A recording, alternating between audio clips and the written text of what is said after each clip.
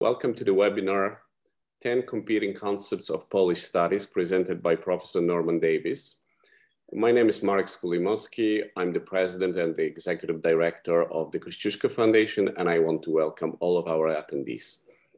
This is the second webinar in the Studying Poland Today series, presented jointly by the Kosciuszko Foundation and the Project on Poland, Past and Present. Let me briefly welcome our today's speaker. Welcome, Professor Davies. The preeminent scholar and historian of Poland and Europe, best-selling author, recipient of the highest distinction in both Poland and Great Britain, UNESCO professor at the Jagiellonian University in Krakow, and an ardent advocate of Polish studies program at English-speaking universities worldwide. Professor Davies is the author of several books on Polish history, including White Eagle, Red Star, the Polish-Soviet War, 1919-1920, his first book published in 1972, Poland Past and Present, 1977, Heart of Europe, A Short History of Poland, 1982, Microcosm, Portrait of a Central European City, the book about Wrocław, To and From Modern Poland, A Journey Through Postal History, Rising 44, and many more. It's worth mentioning that perhaps his best known publication about Poland, God's Playground, was after the collapse of communism, adopted by the Polish Ministry of Education as compulsory reading for all history students in state school system and universities. Over the years, Professor Davies received many honors and distinction, both in Great Britain and Poland. He was elected Fellow of the British Academy in 1997. He was awarded the Order of the White Eagle, Poland's highest order, and an honorary citizen of several cities, including Wrocław, and the holder of numerous honorary degrees. Professor Davies is a former chair at the School of Slavonic and East European Studies at the University of London, where he taught Polish history for a quarter of a century.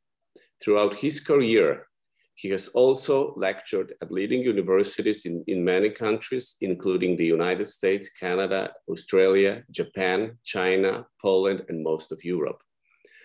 Though formally retired from his academic post, Professor Davies continues to write, publish, and teach. From what he shared with us, he's about to publish his new book about Galicia. He holds the UNESCO Chair of Translation Studies position and a part-time lectureship in the Oriental Studies Institute in Warsaw.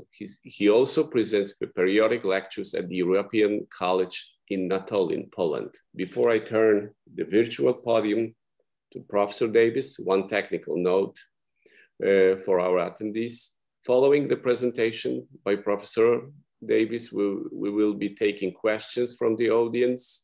So anyone who would like to ask a question or make a comment, please do use the Q&A feature.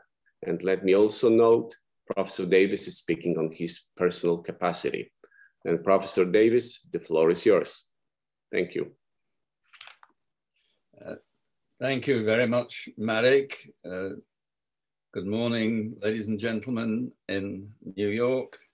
Good afternoon here in Europe. If one puts the term Polish studies into an internet search engine like Google, one receives the following definition. Polish studies, or Polonistyks in Polish, Polska Filologia or Polonistyka, is the field of the humanities that researches, documents, and disseminates the Polish language and Polish literature in both historic and present-day forms. In other words, Polish studies are conventionally seen not as the study of Poland in general, but in the narrower sense of language and literature. How this state of affairs came about is a question for another hour's lecture. but it has to be seen as the starting point of any discussion on what Polish studies mean and how they should be taught. In my view, the concept of Polish studies as Polonistyka should be the springboard for thinking about the subject in wider terms. Please don't get me wrong. I'm a great admirer of Polonistyka and its many achievements. My own wife is a Polonistka and received a fine education in Krakow. Comparing her studies in Krakow with my own in the University of Oxford, I would say that both have their strong elements and both their shortcomings, but that neither can claim to be superior to the other. For the last 40 years, Polish has been the domestic language of our home, and I'm well aware both of the infernal complexities and the manifold joys of the language. Also, though no great expert, I am on record as praising the impressive range of Polish literature and highly value the role which it has played in the nation's long history. I am not one to claim that Polish culture has unparalleled virtues. All I am saying is that there are issues to be aired and action to be taken. Polish studies in Poland and Polish studies abroad. Talking about Polonistyka in Krakow prompts my very first observation, namely that Polish studies in Poland cannot act as the model for Polish studies abroad. The Institute Polonistyki of the Jagiellonian University, of which I happen to be an honorary doctor, has been prospering for over a century and has been graced with numerous distinguished scholars from whoever, Stanisław Pigon or Kazimierz Wika, and more recently, Jan Błoński, Henryk Markiewicz, or Richard Nietzsche. It employs well over 100 professors and is permanently funded by the Polish Ministry of Education. Most importantly, at any one time, it is training between 1,000 and 2,000 students, all of whom are native Polish speakers, all of whom before arrival have completed 12 years of school education in Polish and have passed the very rigorous Polish matura with distinction. In short, by any standards, it is potęga, an academic powerhouse.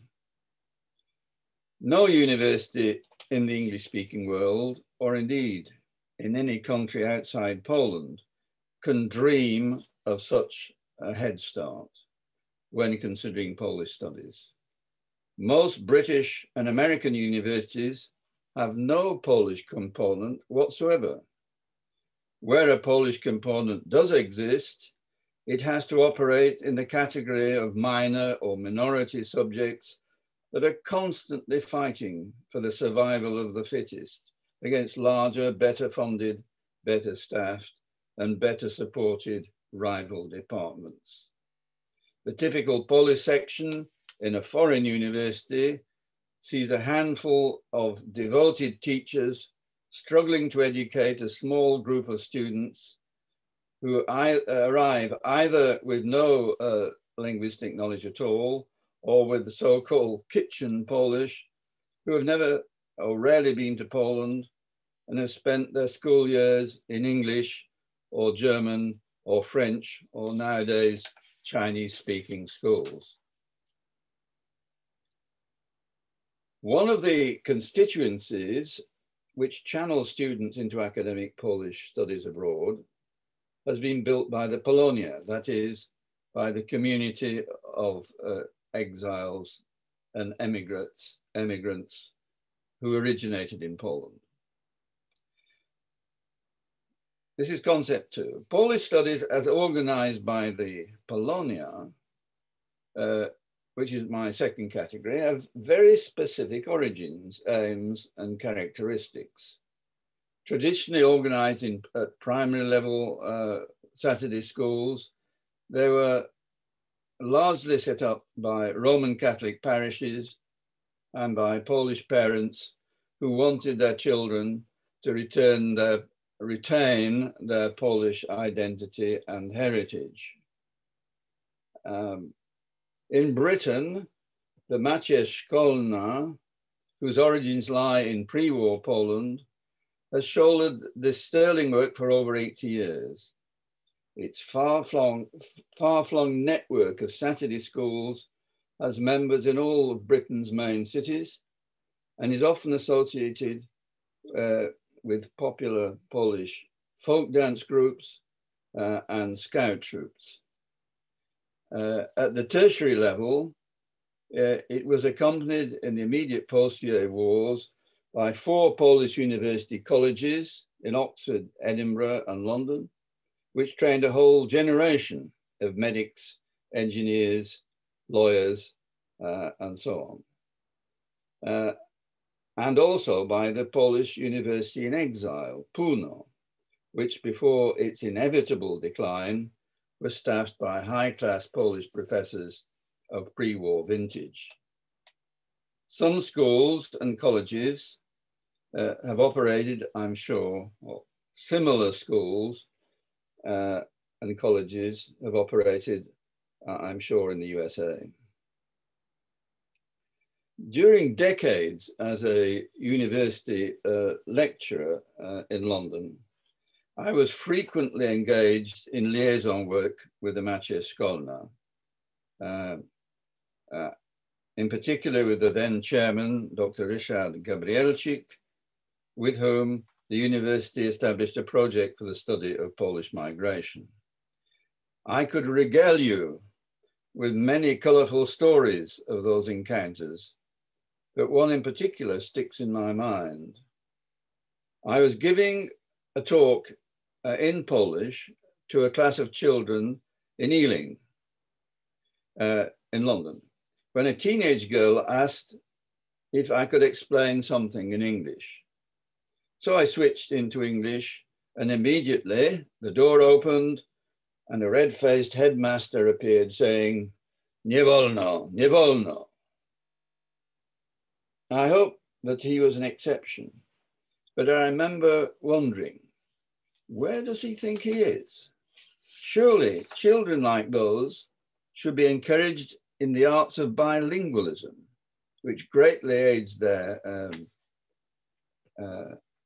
development and gives them an advantage over their monolingual peers.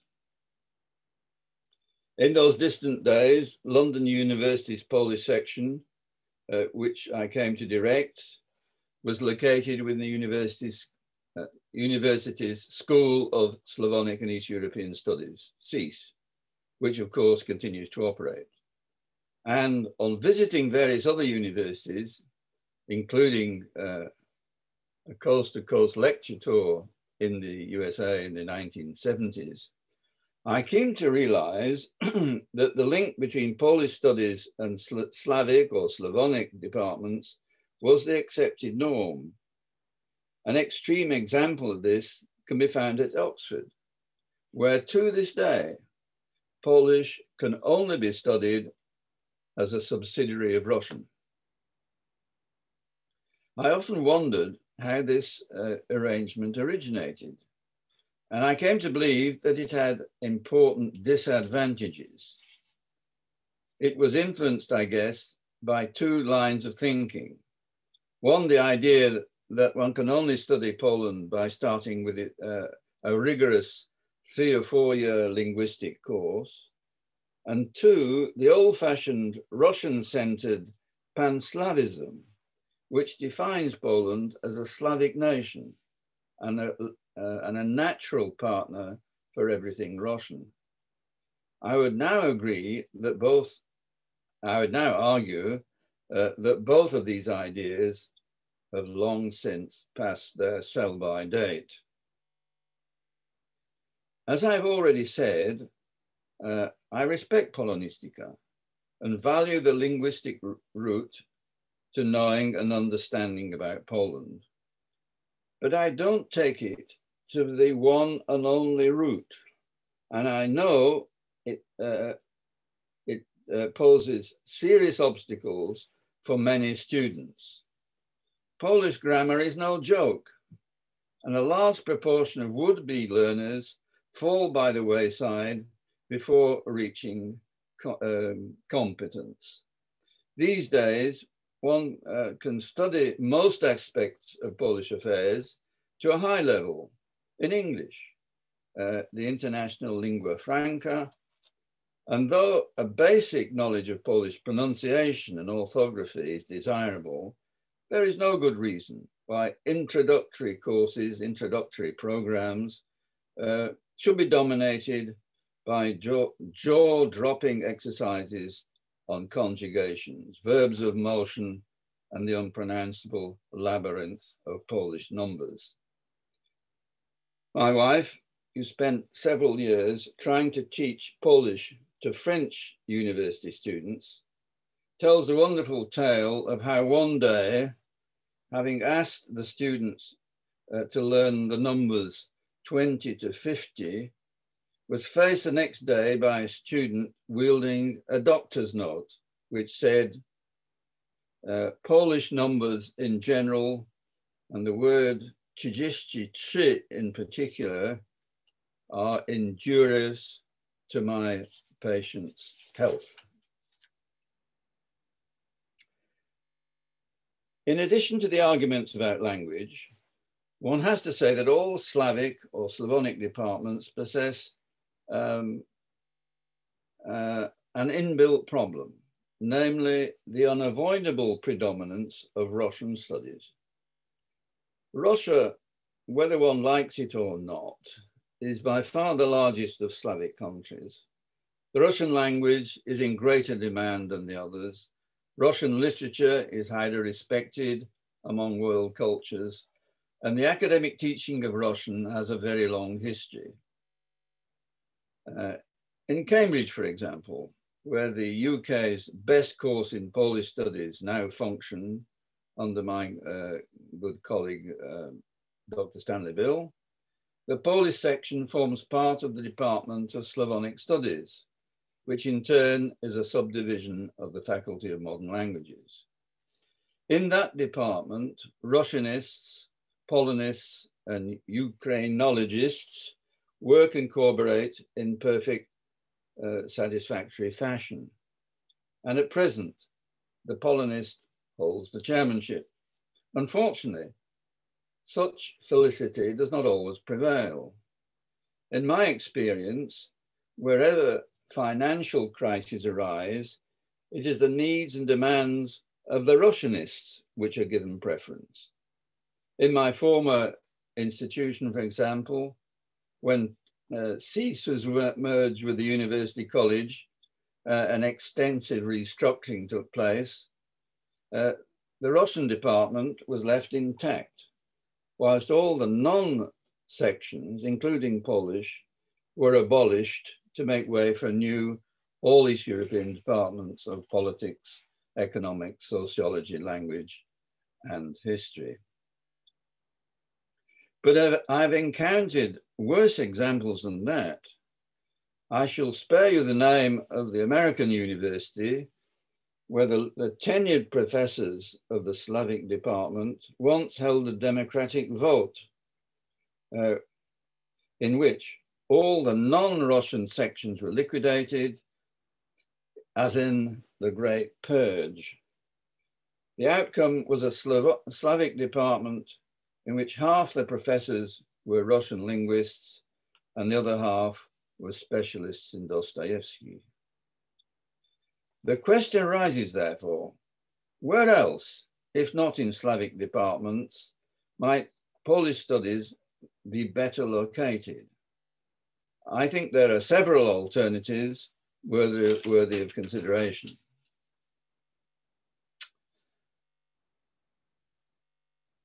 Number 4. European studies came into vogue in the 1990s, partly because national-based studies were falling out of favor, and partly because the launch of the European Union gave a boost to the existing trend. At present, 37 British universities advertise 403 programs in European studies. In the US, 42 universities list similar courses at the bachelor level and 18 at the master's level. Since Poland is without question a European country, one could reasonably accept to find a place in this mass of educational offers. On examination, a fair number of these courses turn out to be old-fashioned mononational language-based courses in disguise.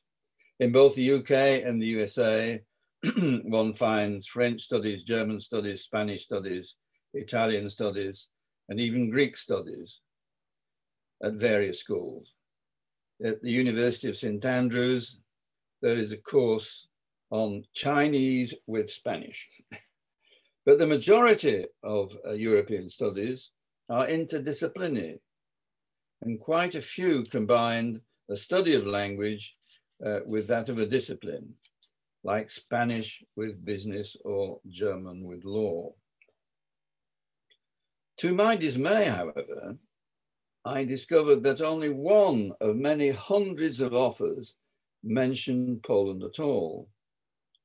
A degree course in Central European Studies at USC in Los Angeles lists Polish as one of the languages that can be studied there. And I have to say, I found this state of affairs shocking. Nearly 20 years after Poland joined the European Union, it would appear to have zero presence in European studies. A few years ago, I tried to remedy this obvious gap.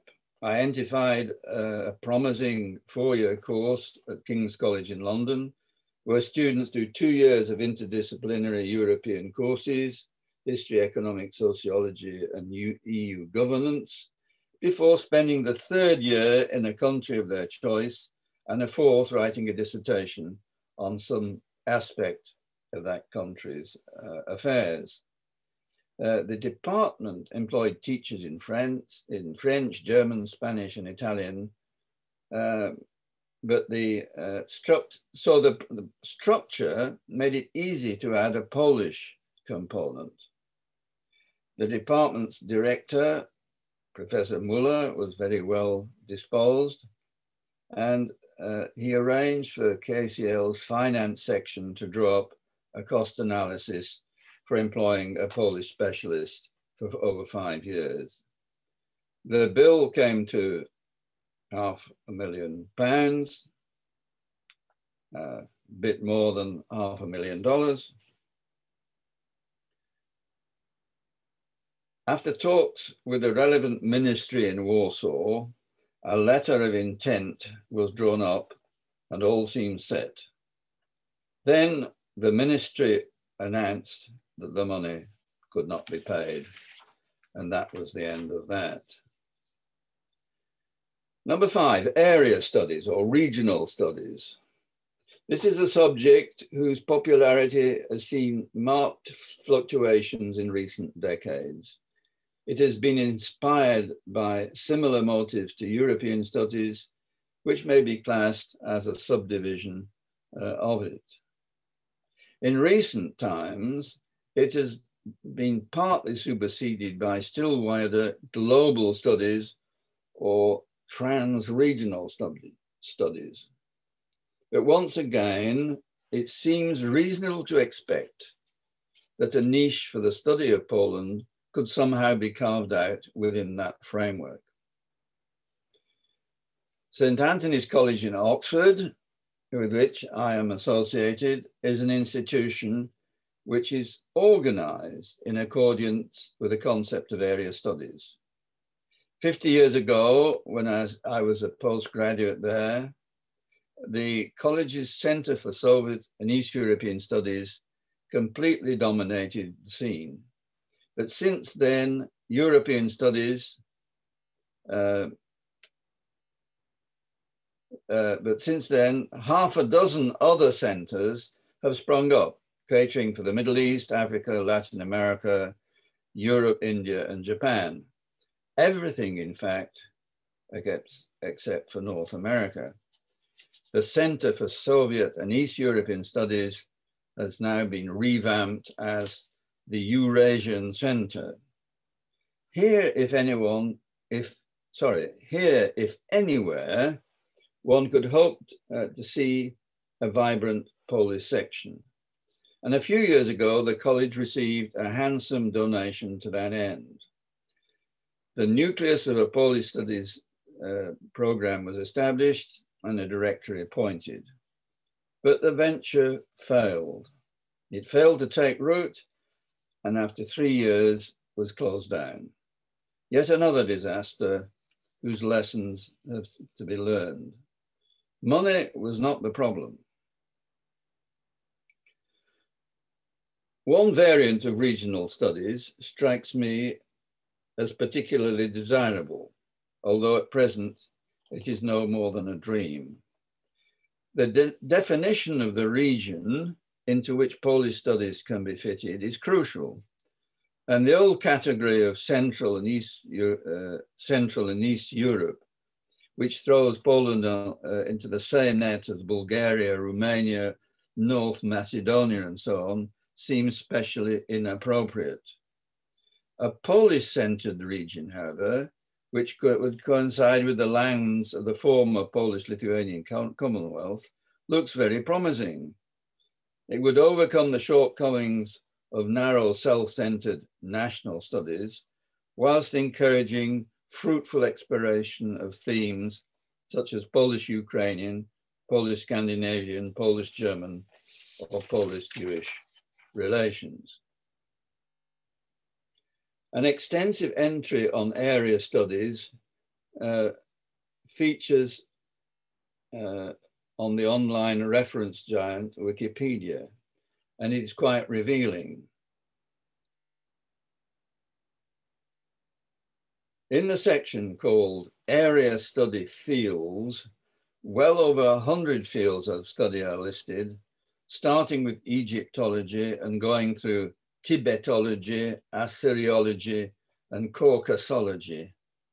Under European studies, all sorts of fields appear, including Baltic studies, Celtic studies, Hispanic studies, United Kingdom studies, and so on. Yet in all this great mass, the sole item of interest to Poland is listed as Polonistyks, i.e. the study of Polish language. So once again, we are thrown back onto this persistent idea that the only way to approach the study of Poland is via the linguistic route. 6, online programs, online courses.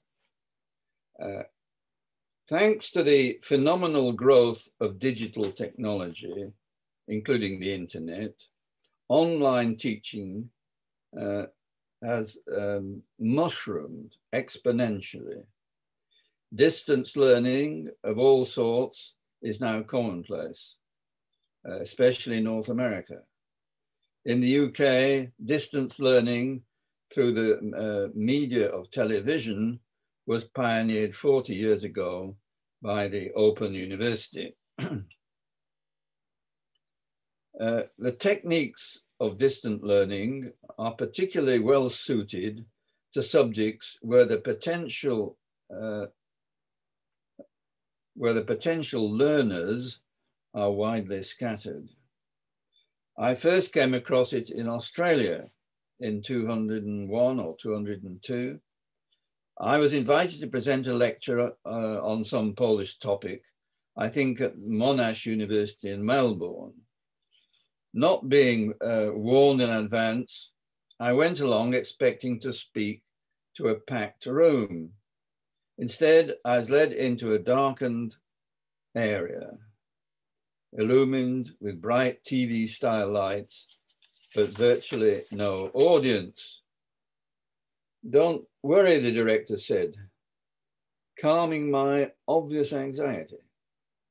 There are 1,500 people waiting to hear you in Perth, which was 2,000 miles away, in Darwin, which is also 2,000 miles away, and in Brisbane, a mere 800 miles away, not to mention Adelaide, Canberra, and Sydney, and so on.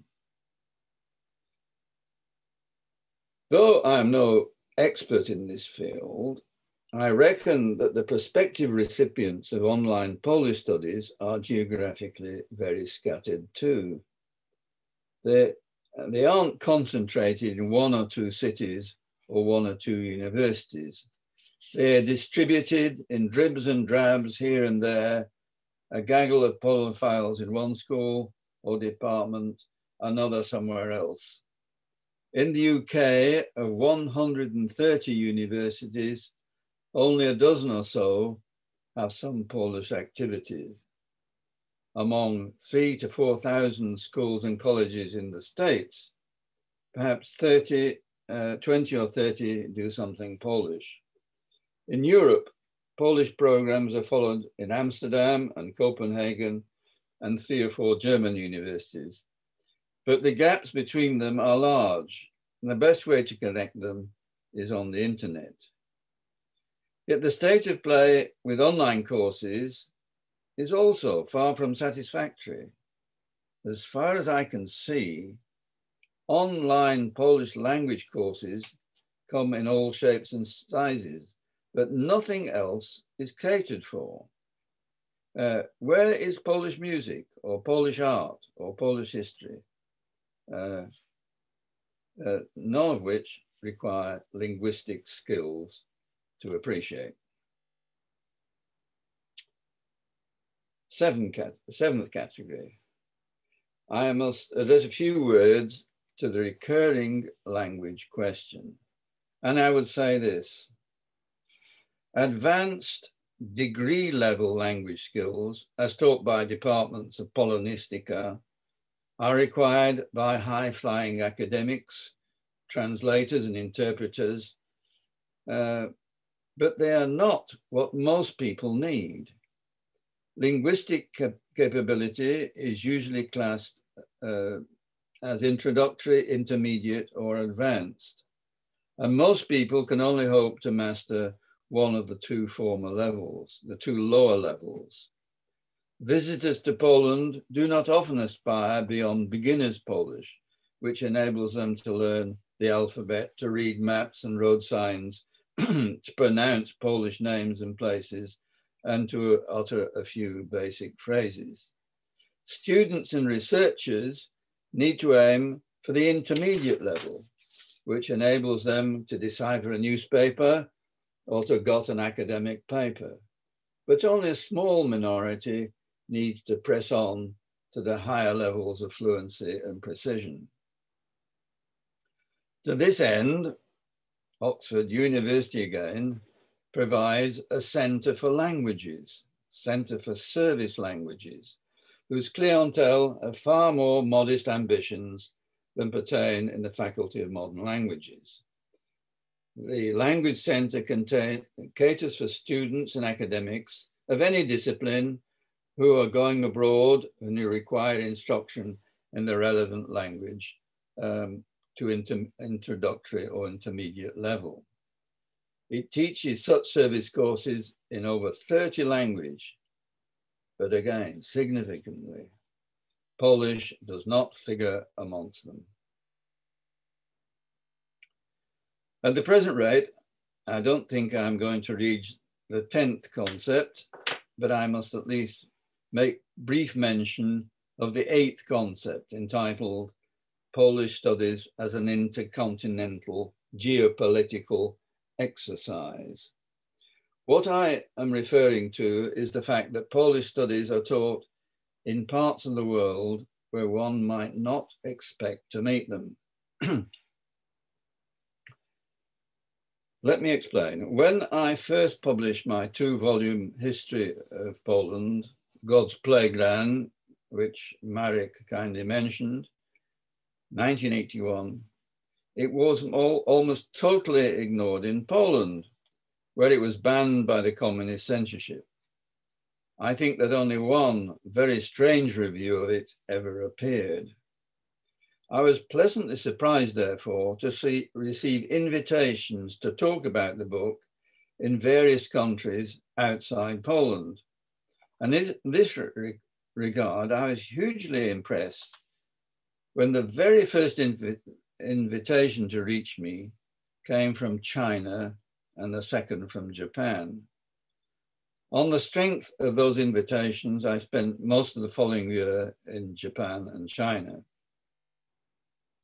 As explained to me in Beijing, where my opening lecture was on Poland's wars with Russia in the 18th century, Poland has been Russia's historic Western neighbor, and its affairs are of intense interest to Russia's Eastern neighbors.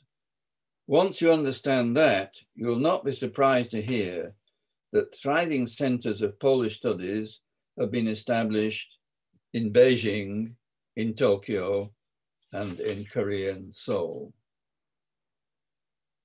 At this point, I feel obliged to tackle, at least in outline, the important question as why Polish studies outside Poland have developed less vigorously than one might have hoped. I have 10 headings, which I must reduce, but one is historically, Poland didn't exist when modern university systems were being created. 2, ever since the Enlightenment, Eastern Europe in general and Poland in particular have been the target of a dismissive brand of Orientalism, parallel to the attitudes which depreciated the image of the Middle East. 3, for half a century after 1939, Poland was again excluded from the normal processes of the Western world. 4, in the constant battle for resources, Polish studies cannot compete with rival disciplines. 5, Polish governments have not excelled in providing effective support. 6, the Polonia has directed its efforts to building its own organizations rather than a Polish sector in public education. 7, Poland, where wealthy philanthropists do now exist, there is no tradition of investing in foreign ventures. 8, the educational environment in the English-speaking world has developed over the decades with minimal Polish involvement and is not receptive, except in exceptional circumstances, to Polish-centered ventures. 9, national-based studies in general are not in fashion. And 10, Polish studies have never achieved the critical mass which fires further development. So that, if that is the problem, everyone concerned must think of possible solutions. As the awful but not ineffective Lenin once said, "Что сделать?" What is to be done? Incidentally, I like the question, but not Lenin's answers. For as long as I can remember, well-intentioned people, including myself, have sought to find separate, self-standing chairs of Polish studies at Virginia, in New York, and as I inferred at Oxford. Yet time and again, these ventures have either failed completely or at the most have achieved very limited success. In the light of those failures, I've come to believe not that studying Poland is a waste of time, but rather that new approaches and better strategies are required. I like the metaphor which says, good seed has been cast on stony ground. Here I can only make 2 or 3 suggestions. Firstly, instead of imagining grandiose self-standing chairs and influential institutes, we should start by building up the missing infrastructure in which all flourishing educational enterprises depend. Secondly, in addition to the language-based approach, which will always have its place, it is necessary to encourage the idea that knowledge of Poland can be advanced by multi-pronged approaches, and in particular, by carving out a Polish niche in many different disciplines. And thirdly, thought should be given to the ways and means whereby that stony ground, the prevailing academic environment, can be irrigated and penetrated. What I have in mind here is a determined operation to open dialogue with the bodies which oversee each of the disciplines within the humanities, and to convince them that there's room to introduce a Polish dimension into their wider endeavors. To this end, I've been planning a number of short papers which should shortly appear on our project website. The Polish dimension in music teaching, the Polish dimension in modern European history, the Polish dimension in Russian studies, the Polish dimension in art history, and so on. Finally, I'd like to float an idea which has long inhabited my head about the future shape and optimal characteristics of an organization for promoting the welfare of Polish studies. I don't even have an agreed name for it, though I'd love to call it Interpol, if that brand has not been legally reserved.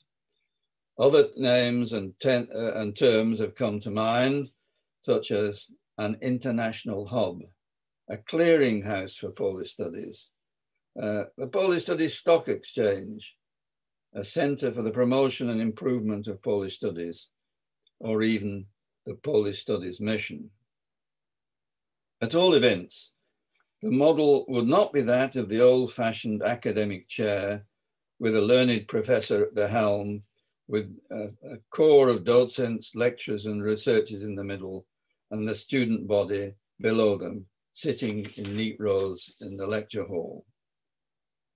The teaching of students is for universities and for faculties, departments, and institutes within them. And I am not proposing the creation of a new university or of one new chair. Of course, the bureau or agency, whatever we call it, could well be attached to a university somewhere and may well open an office on campus. Every thriving organization needs a physical home and benefit from a sympathetic environment. Yet the agency's aim and focus would be rather different. It would aim to be the engine for driving the development of Polish studies in new directions at multiple levels on a wide front, indeed, round the world. It would employ a small group of devotees engaged in fostering interest in all things Polish, wherever it can be found. It would be specially concerned to bring scattered academics together and with the help of a professional association to create the critical mass of active people to keep the project afloat in the future. It would act as a bridge between sympathizers and sympathetic institutions in Poland with their counterparts abroad, and would use all the latest technology to launch a barrage of academic PR, publicity, and marketing. It would have to be independent, free of government ingerence, but it would organize conferences, workshops, and summer camps, and would set up networks of communication, providing the ideas, the materials, the publications, and the funds for others to succeed. And in particular, for the younger generation of academics to strike out with new initiatives in their schools and faculties. Above all, it will mobilize the fundraisers and benefactors without whom no mission could succeed. Let's have no illusions. The study of Poland is never going to top the mainstream curriculum. It will never rival the strongest and best established academic subjects. In all countries, apart from Poland, it will always represent a modest and restricted area of activity. On the other hand, there is no reason at all why it should continue to linger as a peripheral, marginal, rudderless, poorly defined, poorly supported subject, which is completely absent from the mental horizons of most schools and disciplines. Poland may not be a superpower like China or the USA, nor even a major cultural power like France or Germany or Japan, about which most academics know something and which they have some connection. But neither is it a San Marino or a Liechtenstein. It isn't an also-ran or a non-entity or a loser, as the last president would have said. It is a middle-sized country with a vibrant culture and huge history, which deserves to be better understood and more systematically studied. Hopefully, Polish studies can be sufficiently improved and enlivened so that it becomes a normal subject, open to all and sundry, not just to Poles and people of Polish descent, so that it is a niche presence in more locations, and so that its practitioners possess a stronger sense of their corporate worth and purpose. The starting price for establishing an agency of the sort I've outlined would undoubtedly require $1, $2, $3, $4, $5 million. For an old fogey like myself, for whom $1 could once buy a decent meal or a good book, these figures sound astronomical. I can well remember a man who was living in the basement of the Kosciuszko Foundation on East 65th Street, whose scholarship money had run out, who had broken his leg, I think, and who was cheerfully trying to live on $1 a day. Those times have passed. Nowadays, in a world where billions and trillions have replaced the millions of my youth, the sum of £4 to £5 million or dollars is not unimaginable or unreachable. It is the standard price of an endowed chair here in Oxford, and there are often better ways of spending it. At all events, such is my 10th concept, Polish studies as the aim and object of an Interpol agency. Thank you very much. Thank you so much. And I received 3 questions. So let me start with the first one from Jarosław Garliński. Norman, good afternoon. Good afternoon. Dzień dobry, panie.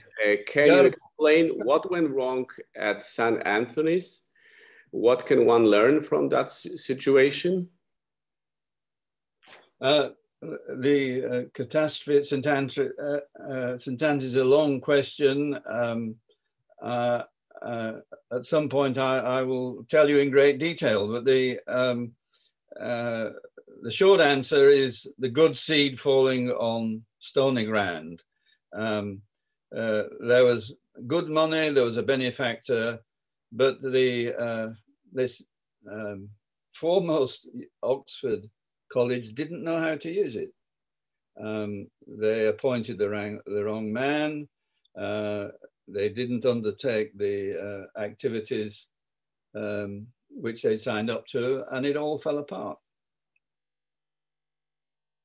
Okay. Another question is from Lucia Cannon. Most faculty in Polish studies in the US are children of communists, giving it a very leftist tinge. How to introduce more diversity in the field? I absolutely agree that we need diversity, but I don't agree that the children of communists are leftists. Very often it's exactly the opposite. They react against father's dubious past and they become extremely right-wing. It's happened in Poland a lot. A lot of right-wingers in Poland are former communists. So I don't follow the argument, but I absolutely agree. Polish studies, learning about Poland should be learning about everybody in Poland. And you know, there are left-wing, there are right-wing, there are non-wing approaches that have to be taken into effect. But I simply don't think, well, what do you mean by left-wing? Some movements in Poland are left-wing and right-wing at the same time. Okay, so another question from Pavel Potorocin. Dear Professor Davies, would you be kind enough to elaborate on why exactly Polish Studies program in Oxford has been terminated? I've just answered that question. There is one program in Oxford which has not been terminated, which is the Polish Studies program within the Slavonic department. But you can only do it as a subsidiary of Russian, which in effect means it's only people, native Polish speakers, who can do it, because the assumption is that if you know Russian, you automatically have a grip on Polish, and that Polish and Russian are very different.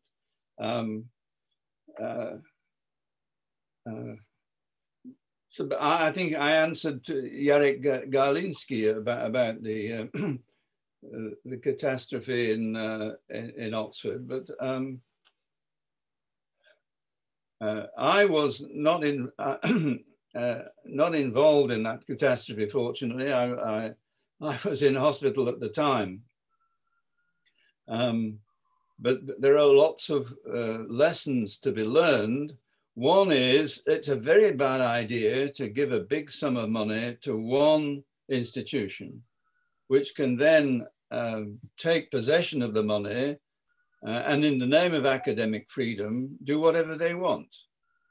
There's an example of that in New York. I think at Columbia, where a lot of money was provided, but once the university had the money, it wasn't hurrying up to carry out the expected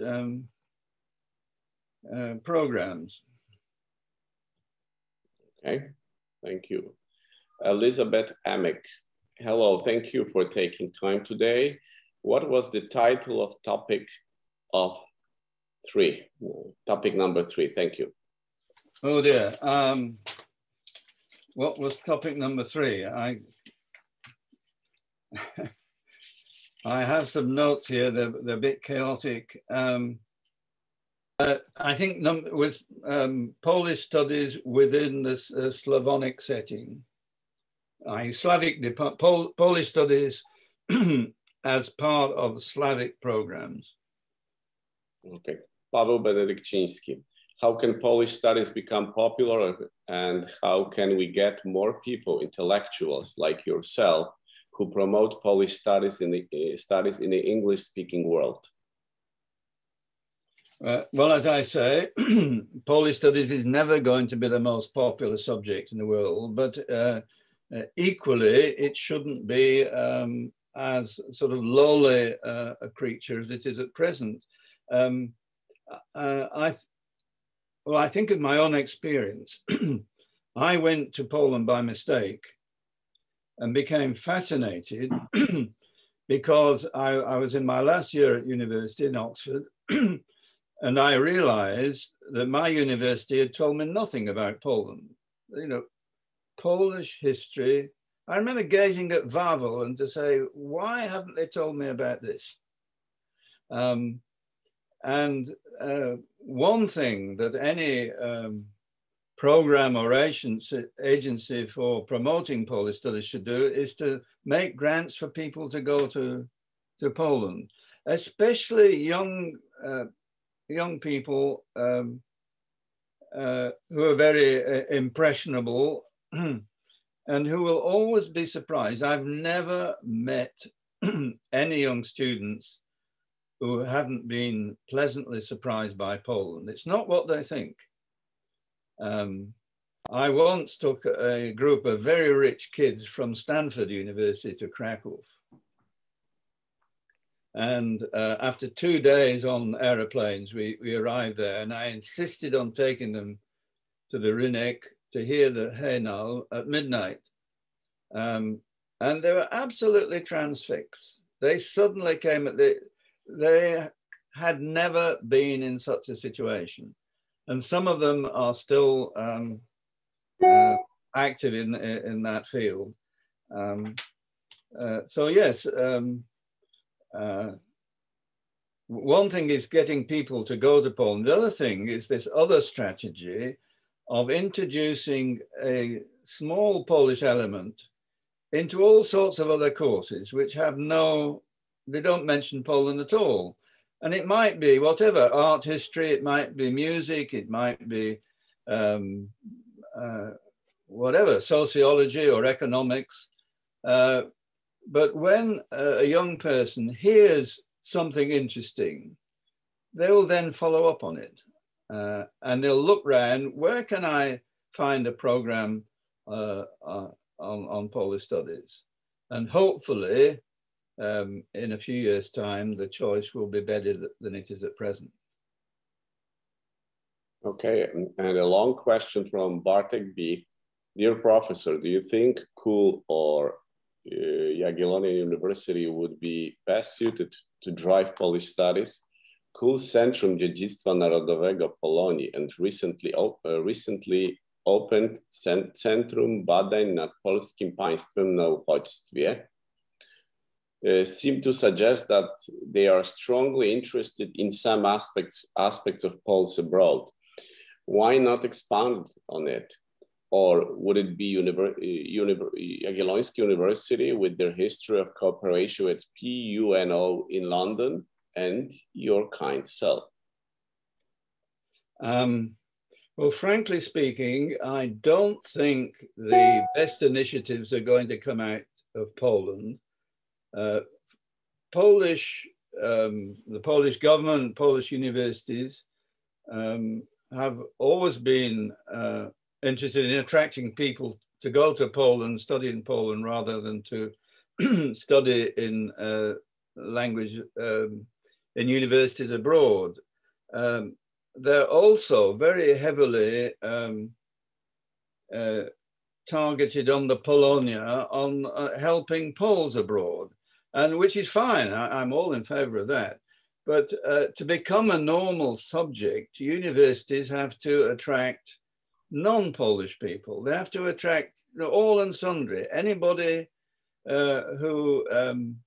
where a spark of interest can be found needs to be encouraged. And I'm sure that some of the places that were mentioned, like, PUNO in London. PUNO made a lot of sense 50 years ago when there was a big Polish educated group in London, and there were a lot of very good Polish professors around. Now it's past its sell-by date, and it should be the English-speaking universities in Britain or in the States or in Australia, and there's an awful lot of them, should find ways of encouraging this field. Okay, from Zbigniew Kowalczyk, there are 870,000 Poles in the UK, if Polish studies were needed, would there not be a market pool, broad demand for such studies from all those Poles and their children? Thank you for that question. Absolutely. This is one of the constituencies I want to address. Many of those Poles who have settled in Britain are young, they're having families. In 5 or 10 years, they're going to be looking for university programs of interest. So sure, that is one category, but it's only one category. I don't want to reserve Polish studies for people of Polish descent.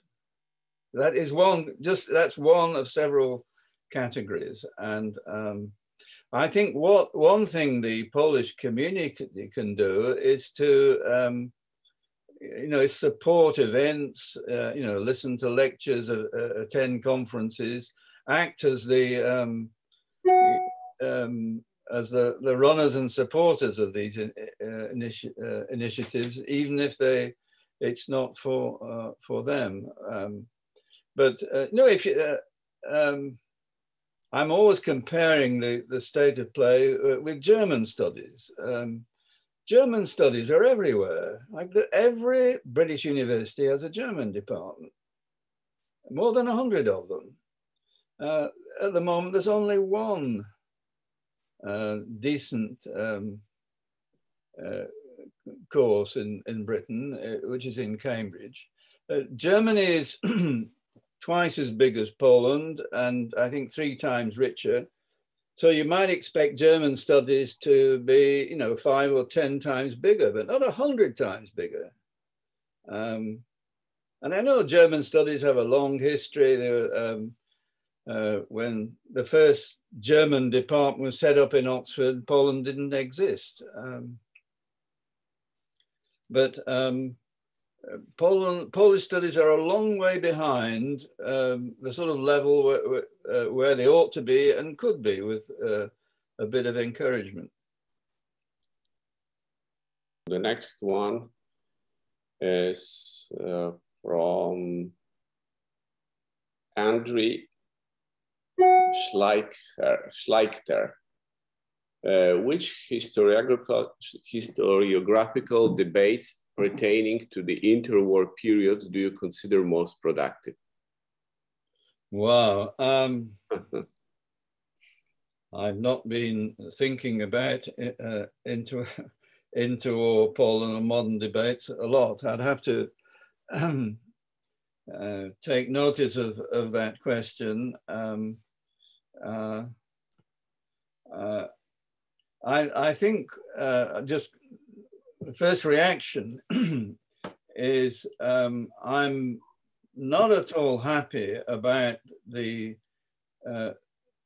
debates in history departments about interwar dictatorships. You'll find books, called Interwar Dictatorship. It's not just about Poland, but Poland is always classed, Pilsudski, one of the dictators. Top of the list, of course, are Hitler and Stalin, and it goes all the way down to, dictators of very minor places. But interwar Poland was not in that category. Poland was not a totalitarian state. It was a sort of semi-dictatorship. As it were, the democratic path was diverged from, but it's simply not in the same sort of mass murdering category that it's often classed with. So that's just one debate that comes to my head that to be avoided. Oh, another question. Can the Kashubia area in Poland be referred as a Kashub nation?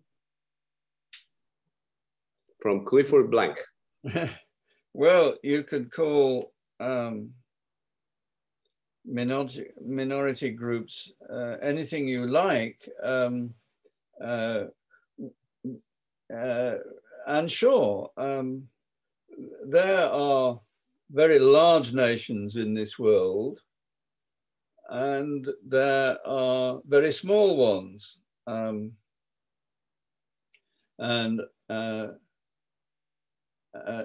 If you call them a nation, the Kashubs, you are sort of strengthening the the separate identity.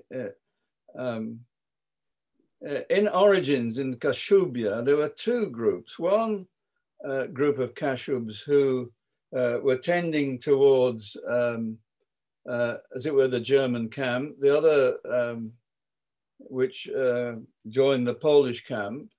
And in that context, the Kashub language was described as a Polish dialect, a sort of sub-branch of Polish. But I've been to Kashubia, I'm quite fond of it. They once dressed me up in a Kashub costume. But the Kashub language is very different from Polish. It's not, it's not a sort of regional dialect that you think of.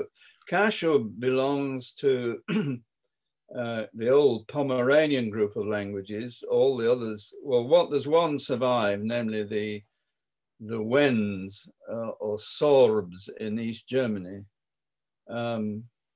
So they aren't Poles in the normal sense. They're Polish citizens.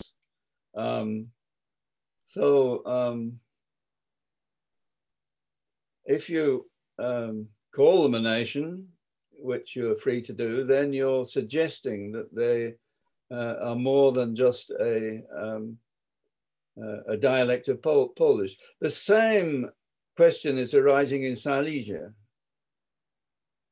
There's a group of people there who are saying that Silesians are a separate nation. They're not Poles or Germans, as they used to be called. The Autochtoni, they have separate traditions, and you can call them a nation or an aspiring nation. But if you do, then that name has consequences. There were people in the 19th century who said that Poland wasn't a nation. Poland was just a sort of dying breed. And we proved them wrong.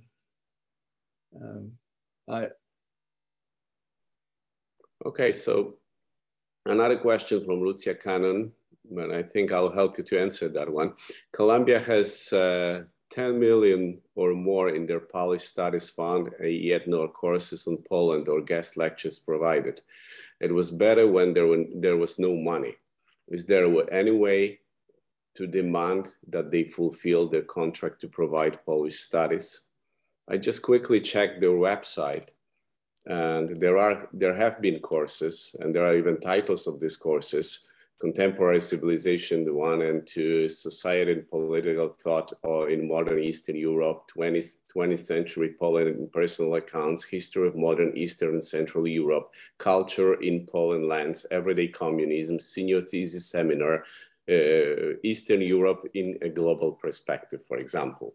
And it's available on the website. It's less than $10 million, as far as I remember. It's about 7 million, I think, because they didn't have much courses and visitors. So they managed to save some money from the initial 3 million of the endowment that it was established. So, and now I'm turning, maybe you have some comments. Well, I was a member of the committee along with Zbigniew Brzezinski and others who were trying to bring that benefaction to fruition. And it's extremely hard. Once you've given a large sum of money to a university like that, the university can turn around in the name of academic freedom and saying, you know, the benefactor is not allowed to dictate all the ways that we use the money. And you can say, well, you've signed up an agreement. This is what happened in Oxford. But then they find reasons not to spend the money or to spend it on other things. I don't think there's any simple answer, but other than don't give large sums of money to one institution.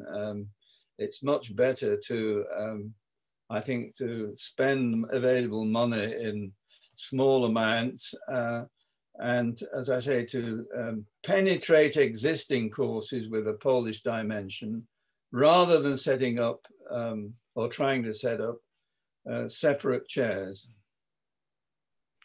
But the Harvard Ukrainian Research Institute has been pretty successful with a lot of money invested in the Harvard. Well, this is a big curiosity, isn't it? The Ukrainians seem better at this than the Poles. I have very good relations with the Ukrainians, but I tell you a little story. I was invited to Harvard to give I'm talking about 30 or 40 years ago, give a lecture in Harvard. I wasn't invited by the the Russian department, where all the professors were also Polish, you know, Pipes and so on. But it was the Ukrainians who invited me, and they were very interested in the sort of things that I was. And after the lecture, of course, we had tea, and I found that all these Ukrainians, when they were left on their own, were speaking to each other in Polish. They'd all been educated at the University of Lvov, and you know, they were Ukrainians from pre-war Poland, and they were very open to discussions about Polish things. Of course, they were representatives of a view of Poland as a multinational country, not what it became thanks to Stalin after the Second World War, as a mono-national country, a homogeneous country with no minorities. And in my view, it's sort of much poorer for the loss. But no, the Ukrainians are very good at it. I don't know enough to answer why, but perhaps you know. I don't know. I'm trying to find it out to use that example. Okay, so from anonymous attendee. Thank you for your lecture, Professor Davies. Do you think there is a chance for Polish studies within the comparative literature departments? For example, at the MST in comparative literature and critical translation at Oxford offered a course in Polish literature? I think comparative language is exactly one of these fields which could be penetrated by Polish things. Of course, comparative literature requires people reading literature in translation. Comparative literature has so many literatures to deal with. You can't possibly learn all the languages. But absolutely, Polish literature is, you know, a mighty force. It's not a sort of minor literature. There are, you know, important periods where Polish literature was far in front of German or Russian. No, the Renaissance. So yes, Polish literature can stand its own in comparison with all these others, and I think that's a very good example of a field where you know, the Polish element, the Polish dimension could be built up. Okay, a question from Martin Stajewski. To what extent do you see and employ analogies in your studies of Polish history, analogies to other countries? If so, what analogies do you see?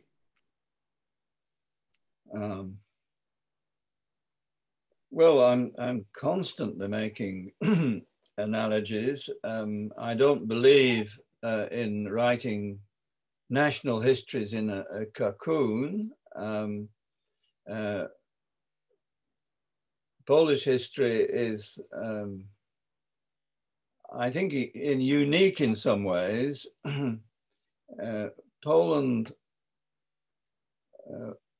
went from being absolutely the largest state in Europe. Can you imagine the time when the Rzeczpospolita was bigger than what we call Russia, Duchy of Moscow? Moscow only began to expand in a big way when they crossed the Urals in 1585. The Russian Empire was created in 1725, in the 18th century. Of course, the Russians have their version of history, which they claim that Russia always existed. Well, it didn't.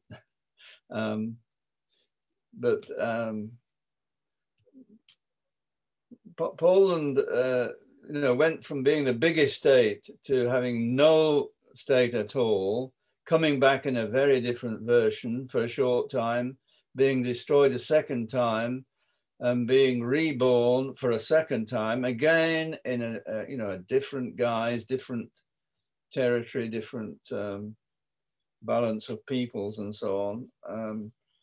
And I don't think there is any other European country which is, has close resemblance to that. But the Polish history of the Polish national movement has many analogies.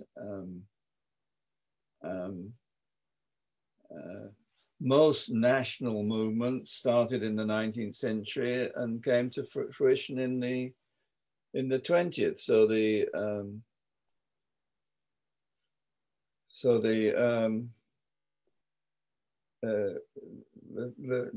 track of history is very analogous.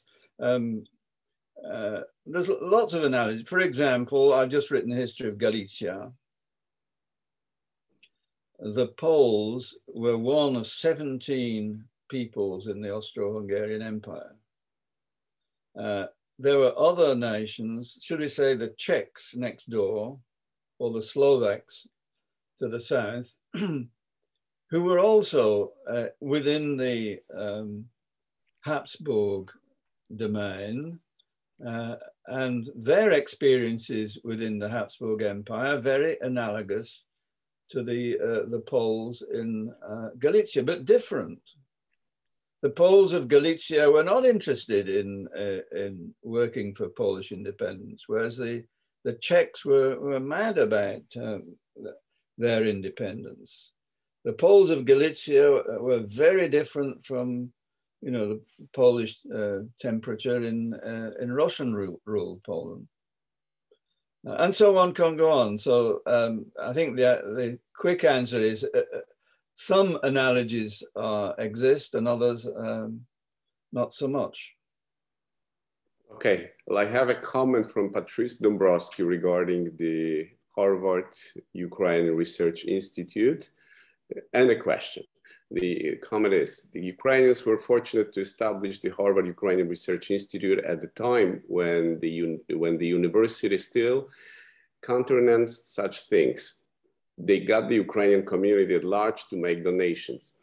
Today, it would be impossible to establish a similar Polish institute at Harvard.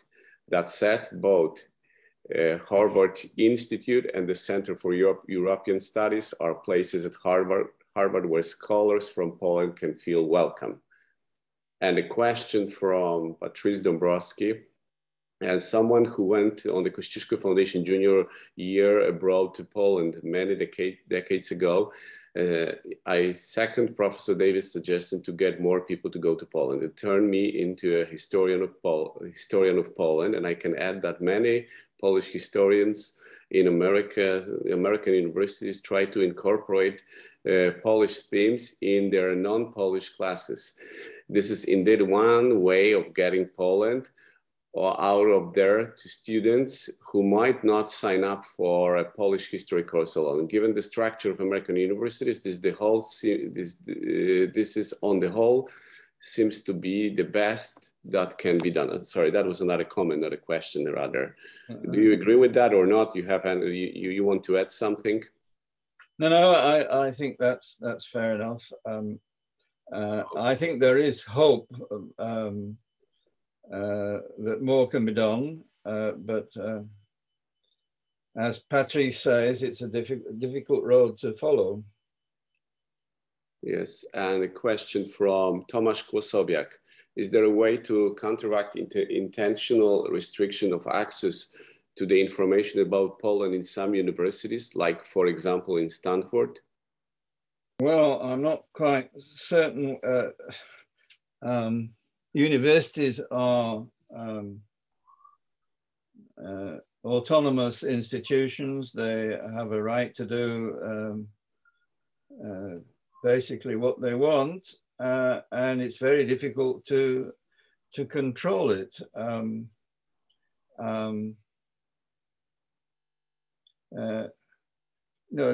Everything depends, as it were, on the goodwill and the general environment in a particular university. And some universities are hostile, not just to Poland, but to various things, and others are more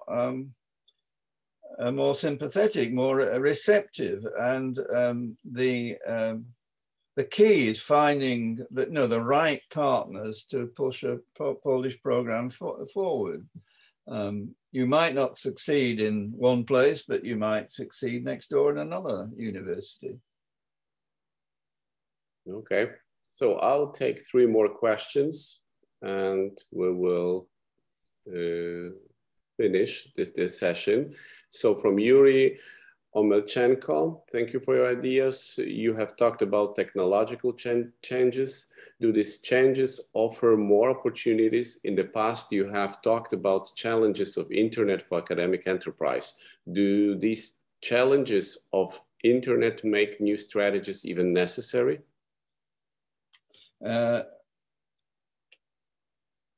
The internet is an amazing vehicle which is sometimes abused, but for example, talking to you in New York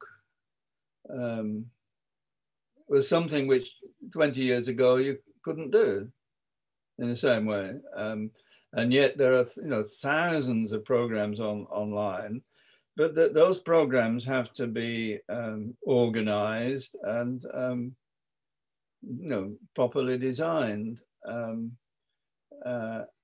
It's also true there's a lot of rubbish on the internet.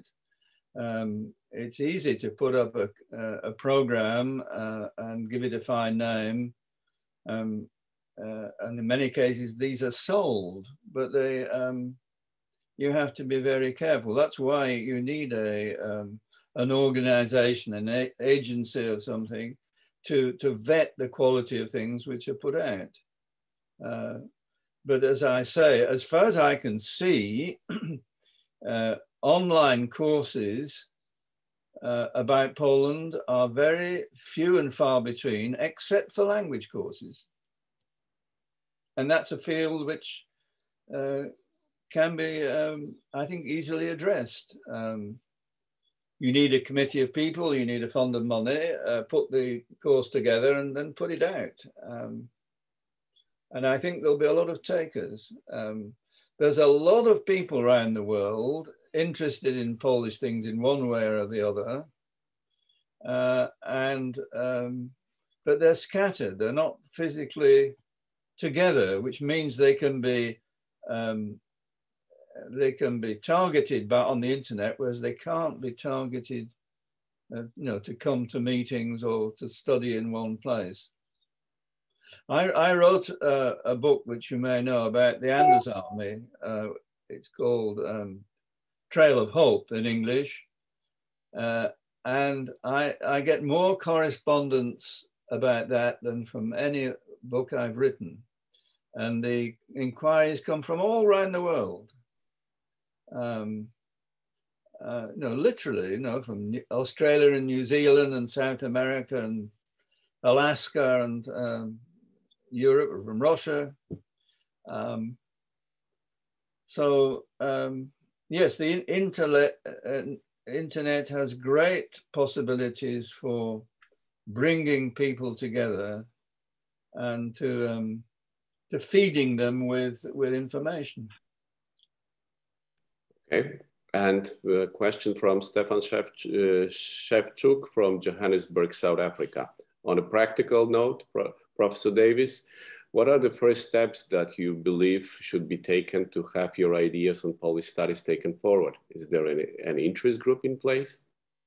Well, thank you for the question. I have, with colleagues, created a foundation in London and a sort of partner foundation in Poland. And today's meeting is one of the first steps in that direction of doing things together. That when we started this foundation, one of the first people I rang up was Marek here, less than a year ago, and now we have a joint series which is being listened to all around the world. I'm very pleased to hear of somebody in South Africa. There's quite a group of people in South Africa. I went to South Africa on holiday, and when people heard I was there were suddenly groups of people in Johannesburg and other places twisting my arm to give them lectures. So yes, the first step is to bring people together, and then of course money is required, fundraising will be required, and we'll go on from there. Okay, and the last questions again from Zbigniew Kowalczyk. Will it be necessary to expand the West's view of Poland's importance in economics, business, and world politics before the market demand for Polish studies grows? Is Poland's political importance does Poland's political importance come before the growth of demand for Polish things? That's a very good question. Economics is one of the subjects which requires a Polish dimension. There are particular subjects about Poland which are suitable for particular disciplines. Poland is, in the field of economics, is the great success story of an economy which has grown, whatever it is, 5 times in 30 years. And how has it happened? Well, that is a topic which should be on the in the curriculum of every economics department. Politics is a bit different.